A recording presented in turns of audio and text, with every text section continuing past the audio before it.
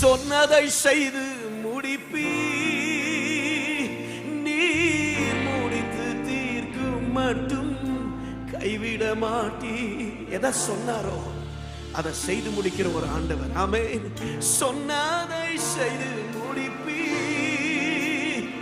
நீர் முடித்து தீர்க்கும் மட்டும் கைவிட மாட்டீ.